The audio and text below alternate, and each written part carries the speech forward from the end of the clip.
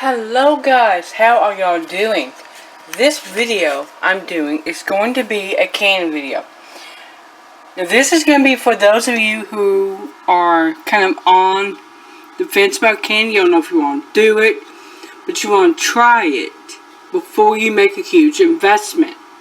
So this is a regular big pot, 16-quart pot.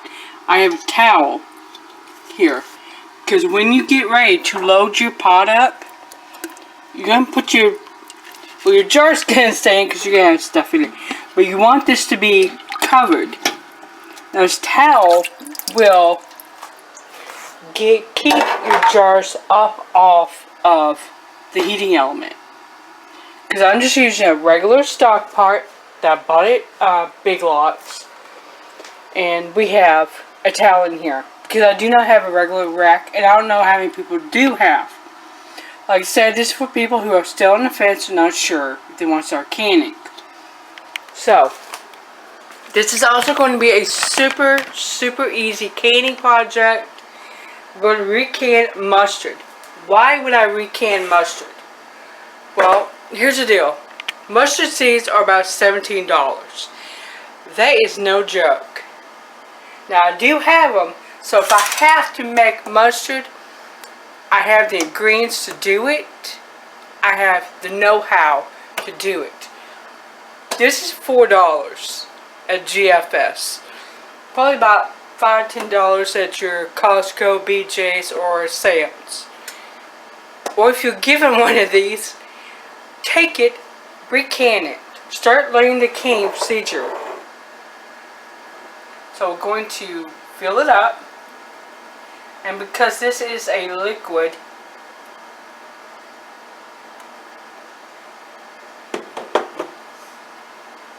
we're going to do that. You could actually take it up to the 1 inch space.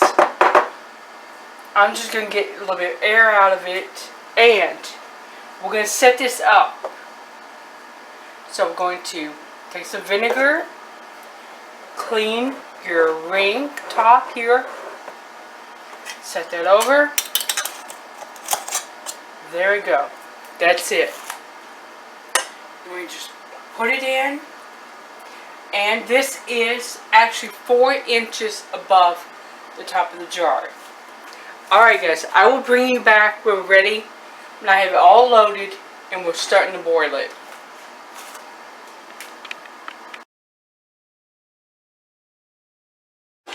Hello guys, I am back. Now we got like 6 jars in here, and this is all I dare to push, okay? Because I do have a towel in there. I don't usually do a towel. I usually have my bigger canners to do this with, but I want to show you guys how to do this. Set this up if you don't have a water bath canner. Now, heat is going to be medium high. Let me get you in nice and close so you can see that. There. That's all I'm going to do. That's all I run it on. That's it. Alright, meantime, I'm going to go get my big canner so I can do more of these. Well, I'll make sure to keep doing this one. We'll see.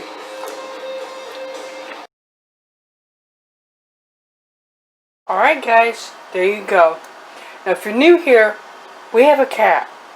We do not have anywhere else where I can put these to hang out. So they have to hang out here for a 24-hour period. Now after they seal and all that stuff's done, I will, clean them off. That you can see, we had a bit of leakage here. And that's because I put too much in them. So we will, A, in the future, not fill them up all the way, and B, make sure you got somewhere to put them. Now, if you want to get doing a canning, want to get an actual canner, a water bath canner, a big one, this is how it's going to be. You're going to have this here, little rack, and then your top. Now, this is good if you get to the point where you want to do some heavy duty canning. Again, you need to have a pressure cooker for low acid foods like meat, beans. Go on Ball's site, freshpreserve.com, and they have everything you need to know. Till later, bye.